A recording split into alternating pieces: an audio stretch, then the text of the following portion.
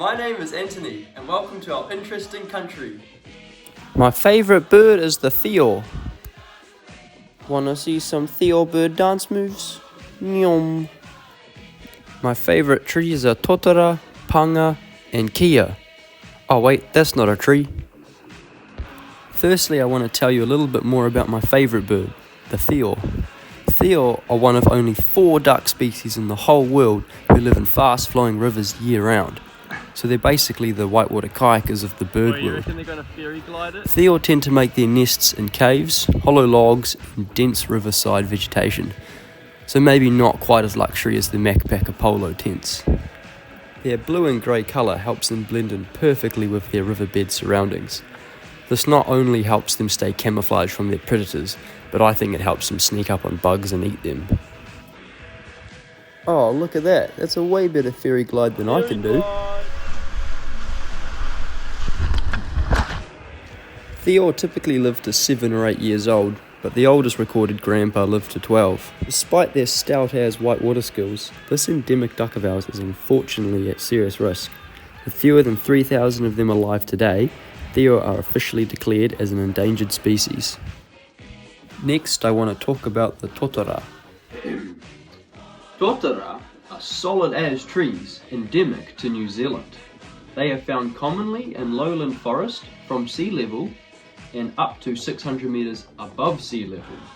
They are most abundant in the North Island.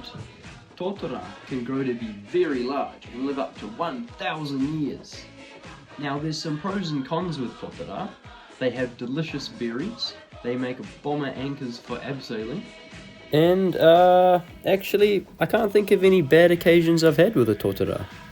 Oh wait, maybe I can. Yeah, that wasn't so good. And with the abundance of TOTORA we have in New Zealand, their conservation status is of least concern. By now, you're probably wondering about my second favourite bird, the Kia. These little guys are more cheeky than I am. Kia technically are a species of parrot and a member of the Nestoridae family. Their habitat solely lies in the forested and alpine regions of the South Island, from Golden Bay all the way to Fiordlands. They nest in native forest and forage for food amongst all kinds of forest, subalpine scrub, tussock, and even glaciers apparently. These guys here think they can find themselves a lunch at Fox Glacier, but that pole doesn't look so tasty to me. Kia can typically live to at least 30 years of age, and they're also the largest flighted terrestrial bird in New Zealand. Males can easily weigh over 1 kg, and females weigh on average 20% less. These endemic parrots of ours used to be in abundance across the whole of New Zealand. Unfortunately, in 1870, a mass culling of Kia began, because people at the time thought they were a pest after they had been spotted attacking live sheep. The culling lasted 100 years, and in that time at least 150,000 Kia were killed. Today, there are fewer than 5,000 Kia alive, and so they are regarded as a threatened species and nationally endangered. Alrighty, I'm going to tell you some stuff about PUNGA. There are many different kinds of PUNGA or tree fern here in New Zealand. This one here specifically is Marmaku, commonly known It's commonly known as black tree fern, and less commonly known as Cyathea medullaris. But I'm not Latin, so I'm just going to call it a PUNGA tree.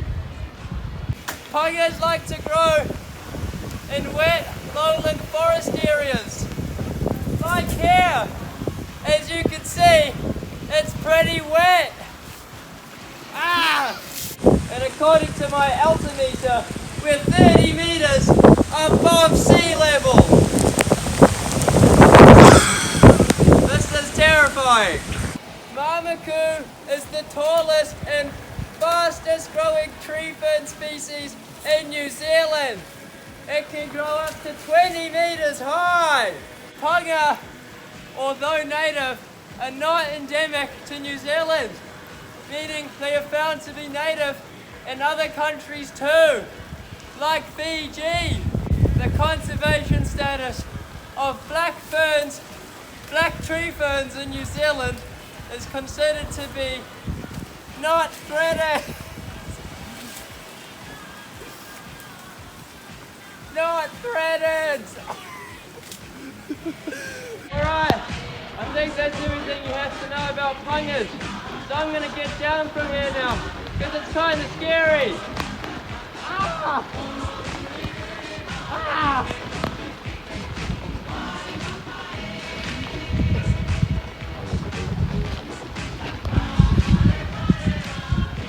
Thank you.